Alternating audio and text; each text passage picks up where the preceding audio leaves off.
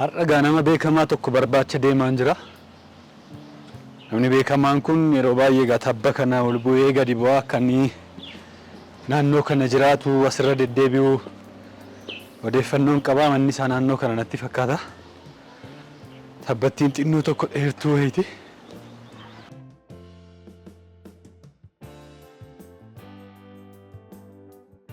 Harka fuunee akkam jirtu kabajamtoota daawwattoota keenya. Egaa har'ammoo ganamaan kee oolmaa nama tokko isinitti agarsiisuudhaaf bakka kanatti argameen jira. Artiist Tasammaa Galataa qe'ee kana keessa jiraata naan jedhan. Egaa amma gara mana isaa deemnee isaa wajjin guyyaa har'a oolmaa isaati isinitti agarsiifna. Oolmaa gaarii akkasiin isaa wajjin qabaattan abdii guddaan qaba.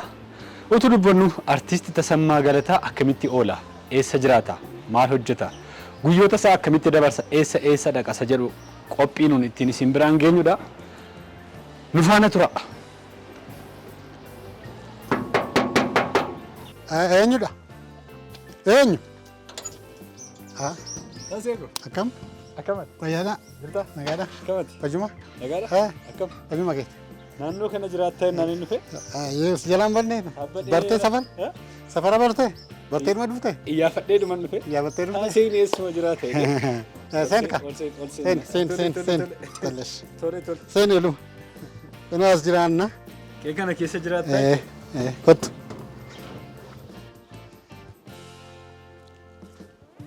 Seen. Mankos waggaa dheeraa mana kana hin jiraadde? Atoo mana nagaa ta'uu jira. Kottu seen. Seen oluma. Egaa ganama kana butaseen akkamitti jalqabannaan nu simattee madeemuu fi uffata kee qophooftee shaxetteerta. Kanatti aanee gaacireetti nu dhiyeessitu nyaanneetu baanee deemna moo maal goona? Dhugumaan illee dhufaatiin kee tasuma natti ta'e keessummaa duuba kee nu ilaalu kaameeraan jira ammalleetti hin qophoofne waan hundaafuu haa ta'u amma ganama akkuma baratame hirribaa yommuu ka'u hirriba koorraa ka'eetanii nagaan olchidha waaqa kun kadhadhaa kadhannaa waaqaatti kanuma baratamedha guyyaadhaan galgalas ganamas kun waanuma jirudha. Ganama adda waaqa kadhadhee booda waan godhu mana keessa waan tokko jira waan mana fakkeenyaaf siree hafuun gahee kooti. Mana keessa. Siree si to'afa? Yeroo hunda siree na to'afa namni harkaan hin tuqu. Anuma natti ramaddii kooti beekaan hojii koo. Gahee kooti. Mana haa ta'u hojii mana hojjechuu kan biraan jiru? Jira illee darbee akkasumadha. Garuu sireen akkuma wannoo kooti. Wanti namni hin tuqu. Siree na to'afa. Bareechee ogummaa isaas qabamu itti fakkaata. Bareechee sirriitti anuma to'afa. Achi booda uffata dhiqadhee uffata jijjiirradheetanii ciree nyaadha jechuudha. Maatii wajjin ciree nyaadha. Haati manaa koos hojii oolti. Mucaan koos immoo baratti. Kanaaf egaa hundi keenya iyyuu gara hojii keenyaatti bobbaana jechuudha. Ganama. Hundumtuu kallattiidhaan baana. Ganama baana galgala walitti dachaana dubbachuudha. Kanaaf egaa anis immoo hojii adda addaa shaakalli adda addaa jiraachuu danda'a. Har'as shaakallii qaba yeroo takka wajjin. Yeroo kaan immoo biiroo adda addaa deemu jira. Biiroo adda addaa illee deemnee hojii nan barbaada. Hojii hojjetamu hojii diraamaa, hojii beeksisaa, ispoortii adda addaa, diraamaa adda addaa. Biiroolee adda addaa wajjin walitti dhufeenyaan walii galtee hojjennaa. Kanaaf negoosheeshin gochuudhaaf haala hojii sana irratti mari'annee biiroo adda addaa keessa yeroon oolus jira. Garuu har'a hojii tokko jira. Hojii sana shaakaluudhaaf ijoollee wajjin beellaman qaba. Amma ciree keenya nyaannee kallattiidhumaan gara oolmaa keenya giddugala aadaa Oromootti kan yaadu yeroo hundaa achittidha shaakalliin keenya bakka oolmaa keenya giddugalli keenya achidha. Amma giddugala aadaa Oromoo kan naannoo magaalaa Finfinnee naannoo istaadiyeemii jiru. achilannaa achilaqnee egaa maal akka nutti agarsiistu hin beeknu. Hin beekamu achuma geenye laallaa waliin maqaa abbaa maqaa ilmaa fira qulqulluu akka tokkicha. Ameen yaa waaqni nuuf feesse.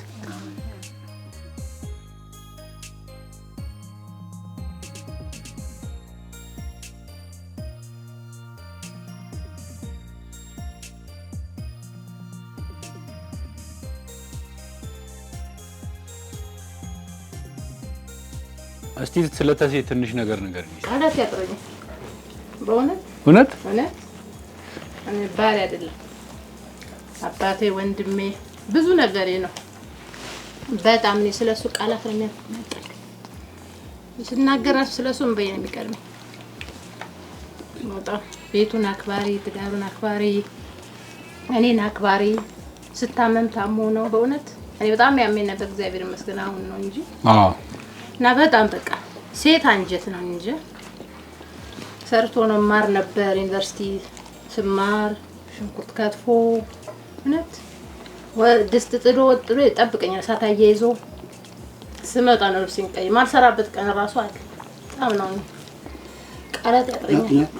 ታሴ ጎጋሩጋ ጭሬ በሬዳኑ አፍርቴ ማቲ ኬሲ አርጊኔ ረባዬ ነመቲ ቶላ ባዬ ወልፋድ ማንኛቱ ጥኑ ቱጋ ባዬኛኔ ገነማኒስ ሞ አንኑ አፍርቴ ባዬ ዲንቂ ገነማ ነኑ ጉድ ያለት ተሞክ ነኑጋ ቡናን ለየመኑጎ ከንማ ነኑጋ ገነስ ሞ ነኑጋ እንጃለት አንን ያለዳ እተቱ ዋንሳ ያመን እንጃለዳ ዋንሳ አርመ ጃለት ilma baadiyyaat ሰዓታው ደው ቢና ይመምተው safarra keenya jira horiin jirti kanaaf hin karifanna ዋንሳ አኩን ይመ ta'uu baay'een jaalladha እንጃል ኢትክቱባ baay'een jaalladha አተው ጋል tolesh ol kaasi karaan keenyas dheeraadha ያሲካኔ ማይሰደም asii kaaneeti baajaajii qabanna baajajiidhaan immoo wadda buunee booda taaksii qabanna.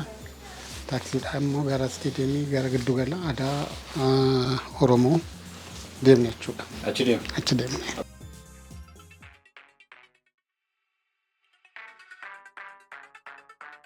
Rangadee kana gadi buuna akka taseeku. Rangadee kana gadi buuna. Ani kanan jedhu garuu tabba kana ol baatee gadi buun yeroo hundaa asitti hin cimu. Jireenya namaa keessattuu gadi buun namatti hin ulfaatu oloo. Gadi buun hin ulfaatu ndi? Gadi buun ol bahuun namatti ulfaata. Ol bahuutu namatti ulfaata. Karaa hundaa kan madaafa. Hin jaallattaa jechuudha karaa kana. Bareedduudha.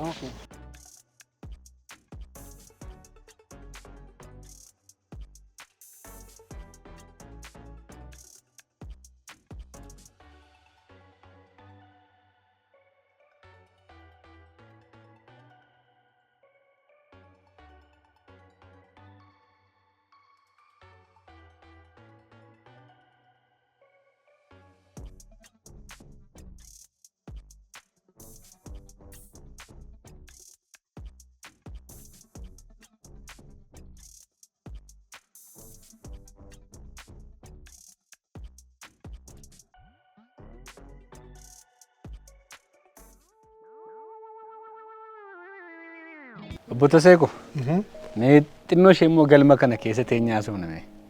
Galma kana yeroo argitu yeroo addana keessa dhuftee teessu maaltu sitti dhaga'amame yeroo isin waltajjii irraa achi as uummata kofalsiistan uummanni immoo addana taa'ee bashannanuu kolfu maaltu sitti dhaga'ama? Yeroo iddoo akkasitti argamtu keessa keetti wanti dabalu jira. Ayyaana qaba. Iddoo kanatti keessattuu waltajjii irra baatee gaafa uummanni iddoo kana taa'e achitti silaalee gaafa barsiistu, gaafa gammachiistu, gaafa kofalchiistu baay'ee keessatti tola. Edda baanee booda keessattuu uummanni yaada uummataa yookaan immoo miirri uummataa illee maal akka fakkaatu akkamitti akka ilaalee edda waltajjii irraa baanee waltajjii irra garuu jalqaba immoo galu yeroo baay'ee nan sodaadha. Yeroo hundumaa moo yeroo hundumaa? Waltajjii yeroo baatu. Waltajjii immoo bahu utuu hin bahin dura galuudhaaf immoo jiru waltajjii galuudhaaf akka malee nan sodaadha waltajjii. Edda galtee booda waltajjii irra dangalee booda garuu waan ta'uyyuu eessa akka hin jiruyyuu uummanni jiraachuu isaayyuu narraanfadha. Nirraanfadha. Karakterii sana keessa jira waan ta'eef narraanfadha. Nama biraan ta'a waan ta'eef taatee sana fakkaatee nama biraa sana fakkaatee waan hojjedhuuf karakterii sana fakkaatee waan hojjedhu narraanfadha. Kan si ajaa'ibu aartiin kun ayyaana qaba kan si jechisiisu tasammaa ta'ee baaksteejii ta'ee duuba sana taa'ee tarii al tokko namni na dhukkubuu danda'a. Miirri baal na dhukkubuu danda'a. Waltajjiirraa bahee uummata fuuldura yemmuu dhufu hojii sana yemmuu jalqabu nan fayyada. Nagaa mataata. Nagaa mataa. Kan dhukkubsate kan dhukkubsate tasammaadha. Tole. Tasammaan dhukkubsateera. Achirraa baatee yemmuu achirraa baatu tasammaatti deebita. Tasammaatti deebita. Achi immoo karakterii sana taata. Karakterii sana yemmuu taatu tasammaan dhukkubsachaa ture waltajjiirra yemmuu dhufee hojii sana yemmuu hojjetu hin fayyu. Nama kan biraati karakterii kan biraati. Kanaaf hin fayya. Yeroo baay'ee na ajaa'iba wantoonni akkasii miirra akkasii fatti dhaga'ama. Iddoo akkasii teessee waltajjiirra teessee ulfina qaba. Kabaja qaba. Kabaja qaba. Maalan dhagee hiriyoota kee wajjin yoo barreeffamee dhufe iskiriptiin dhufe teessanii iddoo isinitti wajjin walii wajjin gulaaltan qe'ee kana keessadha. Lafa isinitti shaakaltan qe'ee kana keessadha. Yeroo akkam akkamii dabarsitu as keessa iskiriptiin yeroo isinii dhufu barreessuudhaafis yaada ilaaluudhaafis as keessatti akka wal agartan dhageera. Dhuguma amma waltajjii kanarratti karaa namoonni baay'een hirmaatu ta'e jalqaba iskiriptii keenya finnaa iskiriptii sanaan gulaallaa teenye gulaalla iddoo kanallee ta'uu baatu akkasumas waa gidduuta iddoo galatti. Achi teenyeen gulaallaa irratti yaadaan wal morminaa wal falminaa. Kana ta'uu qabaa kun galuu qabaa kun bahuu qabaa kun itti dabalamuu qabaa uummata bu'aarsee qaba akkasitti kun itti dabalame uummata keenya gammachiisuu bashannansiisuu danda'a. Gaheen diraamaa tokko yookiin immoo taphni tokko ergaa qofaa ta'uu qabu ergaa dabarsuu qofaa ta'uu hin ta'in ergaa dabarsaa bashannansiisaa kofalchiisaa immoo ergaa sana sirriitti yoo dabarse uummanni illee sirriitti barachuu danda'a kan jedhudha. Taseenii barreessaadhaa naan jedhani. Taseenii Drama raadiyoosi kanneen biroosi baay'ee barreessa akkuma kan immoo hin gulaalasi namoota akka kana ogummaa qaban keessaa nama tokko waltajjii irratti duwwaa miti hojiin isaa jedhan dhuguma. Dhuguma dhugaa dubbachuudhaaf diraamaa baay'ee keessattuu diraamaa raadiyoo baay'ee barreesseera reediyoo faanaa irratti kan darbaa ture akkasumas immoo reediyoo OBN irratti reediyoo Oromiyaa irratti kan darbaa ture jira. Diraamaa baay'ee barreesseera ammas immoo taphoota garaagaraa kana barreessaa anumatu barreessaa hojii adda addaa barreesseen fida yaadallee ispoortiillee qopheessuu irrattillee sirreessuu irrattillee yaadaan walumaa galatti aktii gochuu qofaa otoo hin ta'in waan barreeffamullee nan barreessa nan illaan gulaalaas. Utuu dubbanu Taseen eessatti dhalatee guddate garuu Taseen mucaa markaatootii jedhu hiriyoonni keenya. Gara markaatoo kana keessatti guddate mucaa Addis Katamaati jedhu. Nan gaafadhe gaa. Manni wasiila kootii markaatoodha naannoo markaatooti. Achittan jireenya hedduu dabarse achittan baradhe xinnumaa kaase achumatti dabarse amma guddadhee hojii kana keessa aartii kana jalqabe boodadha. Gara amma jiraadhu kanatti kan inni deeme malee markaatootti dabarse waan guddaa waan baay'eetti. Dargaggummaa isaa ijoollummaa isaa. Dargaggummaa koorraa xinnummaa kaase amma guddadhee barumsa fixee nuti achumatti baradhe. Inni abshaalota markaatoo keessaa yoo tokkodha baay'ee abshaaladha dhugumadha. Abshaalummaan kun illee garuu maan jedhu gowwaas miti. Abshaalummaan kun garuu gara waan biraa keessa seenee toon ta'in markaatootti guddadhee ijoollee beeka waan baay'ee beeka markaatoon mutaa waan baay'ee baratta achi keessa. Jireenyi waan baay'ee nama barsiisa. Jireenyi waan baay'ee nama barsiisa waan ta'eef daldalaan jira maal jarkas shabbeenis namni wannoon hundumtu achi keessa jira. Hundumtu jira. Biyya keessa kan jiru hundi markaatoo jira waan ta'eef. Kana keessa dabarsanii dhuguma akka baadhuma keessa turre. Barumsa maal baratte erga kudha lama danfitee booda tiyaatirikaal aartiin baradhee. Tiyaatirikaal aartii baratte digriidha. Digriidha. Namni aartii hojjetu badaa wantoota waan biraa irratti hin dhibbatu.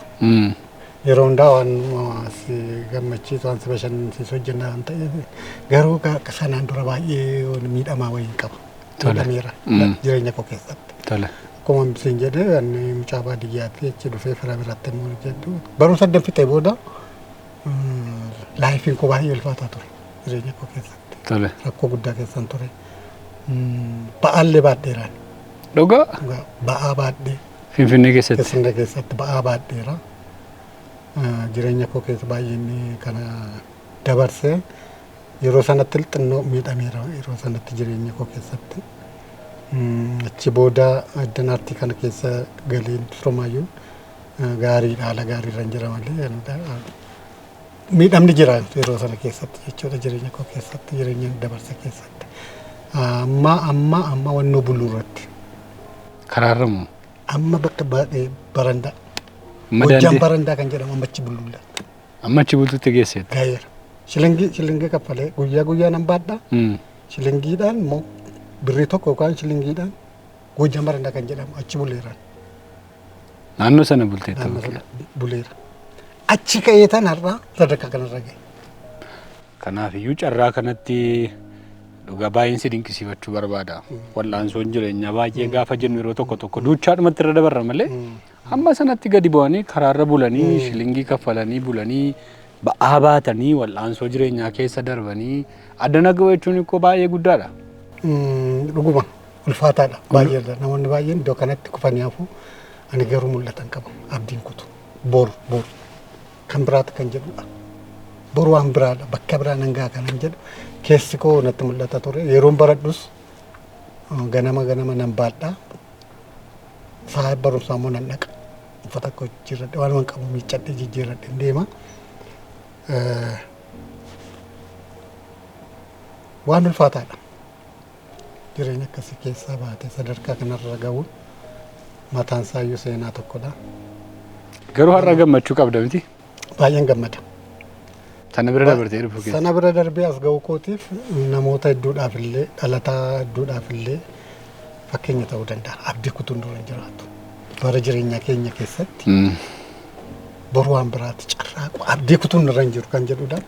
Anillee abdii waan hin kunneefidha sadarkaa kanarra kanan gahe har'a asirra kanan jiru malee tonarra abdii kutee taate yeroo sanayyuu hin ka'u. Akkuma jette markaatoo keessatti nu ulfaata. Kashlabbaa'u jira. Waan baay'ee araada adda barachuu jira. Keessattuu manaa baate manaan qabdu. Barandaa waan maxinoo safaa wannoo keessa bultaa. Jireenya gadaana keessa jiraatta. Iddoo margattee nyaatta. Waa'ee jireenya kootii ka'umsa koo waa'ee markaatoo keessa jiraadhe sadarkaa rakkoon keessa dabarsate har'a reefuun sittime keessa koo waan jirudha. Kanaaf namoonni baay'een na beeku markaatootti yemmuu baadhu. Kanaaf achirraa kaatee sadarkaa kanarra gaafa geessu gaariidha jedhee yaada. Dhugaa dubbachuudhaaf namni hundumtuu rakkina keessa darbu qaba. Rakkina keessa darbu qaba. Wallaansoo keessa darbu qaba. Garuu immoo lafa namni nama gargaaru hin jirretti, lafa namni nama gorsu hin jirretti, lafa namni jabaadhu namaan jedhu hin jirretti, lafa hundumtuu jireenyaaf fiigu keessatti cimtee dhaabbattee bor hin darba guyyaa kan biraatetti adda naga'uun kee baay'ee cimina guddaadha.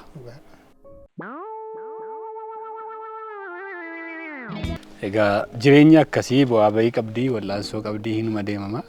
Haaluma kanaanis dhufa. Tasiin yeroo boqonnaa isaa maalitti bashannana maal fa'aa hojjechuu barbaada maal fa'aa ilaalaa akkamitti dabarsa yeroo boqonnaa isaa tasiin? Dhugaa dubbachuudhaaf bakka iddooma kana iddoo shaakalli kana iddoo hojiin oolaa. Garuu kanatti bashannantu akka nagee kubbaa miillaatiidha. Pirimeer liigii Ingilizii kana baay'ee ilaalta. Eenyuun deeggartamee tachi? Egaa warri akka keenya kun warri durii Arsenaalii fi Cheelsii Siitii yoo ta'u baate sitti kolfu ijoolleen dargaggoonni amma. Liiverpuuliidhaan warra duriiti. Markaatoo immoo hin jirra kanan achittidha kanan deeggaraa ture. Achi jalqabee hanga ammaa waan deeggara gaara. Liibee deeggarta. Deeggara liibii. DSTV iddoo ilaaltu iddoo chaampiyoonii dhattee ilaaltu qabdaa liibii iddoo beekamaa. Iddoo beekamaa jira garuu akka tasaa yoo laaqana nyaachuudhaafis yookaan immoo buna shaayii jechuudhaaf yoo galallee jira yoo ta'e nan ilaala achumatti nafa. Achumatti. Achumatti nafa jira. Namatti tola jechuun yeroo tokko amma ijoolleen abaluun deeggartaa siitiidha taanaan maanchister taanaan nu fedhu jira teesseetu taphatta wal qoccolta hamma sanaatti na beeku amma hamma sana ammatti beeku Live gaafa mo'atus na aarsu gaafa mo'amus na aarsu live na beeku. Hojii baay'ee uummanni yeroo magaalaa keessa deemtu yeroo adda addaa keessa deemtu ittiin si yaadatee maqaa si dhawsa kamime. Yeroo baay'ee uummata keessa kan jiru baadiyyaadha amma magaalaatti namoota keessa tokko VCD tokkodha. VCD hojjenne tokko akka jirutti uummata bira ga'eera. Hundi isaanii adufanii. Hundi isaanii adufanii. Namatti waan ta'e isaanitti waan ta'e garuu yeroo jettee moo dhufan kaakuna bara sanatti baay'ee. Hundi isaanii adufanii seera. Hundi isaanii adufanii. Hundumtuu adufanii. Gaazexaas haatu dhufee na gaafata.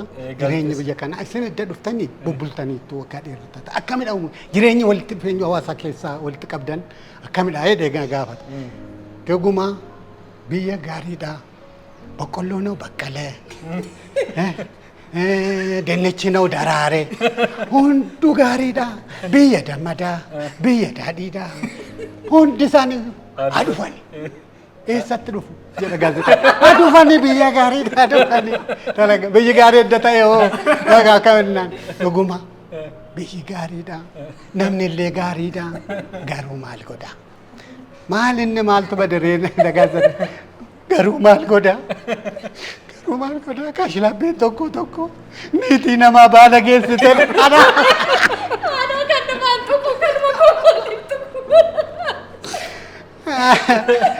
Haa waan garaasa keessa waan jiru himata kaaraakterichi namoonni baay'ee yaada akka sheekan. Sosana himata. Tasee yeroo gabaabduu daqiiqaa muraasa keessatti ibsanii fixuun illee baay'ee ulfaataadha. Tasee jechuun nama ogummaa isaatiif of kennee hojjetu nama bakkuma buuste bakka abbaas bakka obboleessaas bakka abbaa qabeenyaas bakka hiyyeessaas bakka abbaa amantiis bakka hundumaa iddoo nama buustee hojjechuu danda'uudha. Hojii kennameef immoo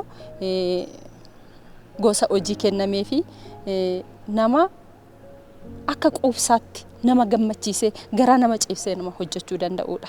Keessumaa immoo hojiin aartii sa'aatii irratti baay'ee sireesiidha. Kana irratti dhugaa nama mudaa hin qabnedha tasee jechuun jechuudha. Dhugaa dubbachuuf tasee kosii wajjin guyyaa gaarii dabarsaa jira. Baay'ee natti toleera. Egaa sagantaamti oolmaa koo jedhamu kuniyyuu namoota akka keessan hawaasa keessatti iddoo qaban beekamtii qaban kallattii garaagaraatiin hawaasi kun iddoo kennuuf isaanii wajjin oolanii jireenyi isaanii maal fakkaata eenyu isaanii isa jedhu agarsiisuufidha. Yeroo gaariin si wajjin dabarsaa jira. Mee xiqqoo ishee immoo yeroo naa laatte mooraa giddugala aadaa Oromoo kan magaalaa Finfinneetti argamu kana keessatti xiqqoo ishee immoo faana fudhachaa immoo waa tattafanna.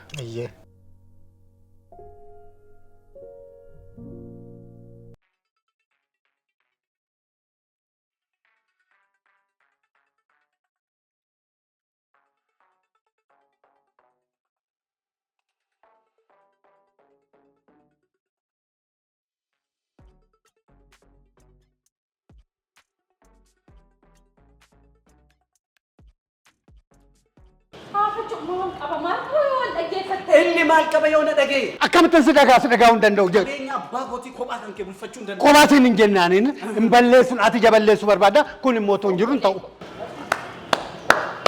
Dhugaa hojii baay'ee namatti tolu hojjechaa jirti. Baay'ee mana bareeddus. Lammaffaa immoo yeroo waa'ee keessan gaafadhu sadii taatanii wal duukaa namoota biraas dabalatanii iddoo baay'ee deemtanii beektuudha. Taasise har'asitu haasaa jedhame mudannoo qabdan fanutti yaadara xinnoo nu kolfisiise. Mudannoo qabu tiyaatira guddaa tokko hojjechaa jirra afaan ofticha gadoo. Achirratti wannoo keessa seenneerra muudii keessa seenneerra miira keessa seennee hojjechaa jirra. Achi booda asitti akkasumatti naan jedha daayirektar. Elaa kan jettu dubbiin ciqaa taateen. Dubbiin dhoqqee taate naan jedha. Dubbiin dhoqqee taate jedhee jechuu kooti naan jedha. Akkas jedha toleedha bakka aareedha bakka naa dhufuu dinnaan aaree taane dubbiin. Amma Director seeree makuraati. Kareera. Akka jettu jedhee ni jenna. Dubbiin deebite dhoqqee taateetti jara keenya dubbiin deebite dhoqqee Itaata tadala. Achuma inni aareera. Achuma dhufee. Jaran dubbiin deemtee ciqaa. Artist Tasammaan nama cimaa barreessuu irraa kaasee hanga taphachuu irrattis hojii hojjetellee hanga uummata biraan ga'u ka ittiin gamman itti quufu malee uummata kana barsiisuu danda'a. Uummata kana madaalaa uummata kana yoo maal hojjedhee fi kan itti gammachiisuu danda'u jedhee nama cinqamee hojii san hanga waltajjitti ba'u cinqamee hojjetudha. Wantoonni inni barreessu uummata sammuu keessa akka hafuudha. Wanti inni hojjetus sammuu mataa keessa akka hafuudha. Waltajjiin booda akkam hojiin kennan hun jedhee taa'ee nu gaafata. Tasammaan nama akkanaati. Egaa sagantaan keenya oolmaa koo har'a baay'ee addadha. Waan baay'ee natti toleera dhugaa artiist Tasammaa Galataa wajjin oollee waan baay'ee barannee baay'ee bashannanne. Gara dhumaa kana immoo hiriyoota koo wajjin shaakalan qabaa. Isaanii wajjin yeroon fudhadhaa jennaan isa ilaaluu dhufee yeroo isin achitti falmitan amma yeroo isin shaakaltan ilaalaan ture.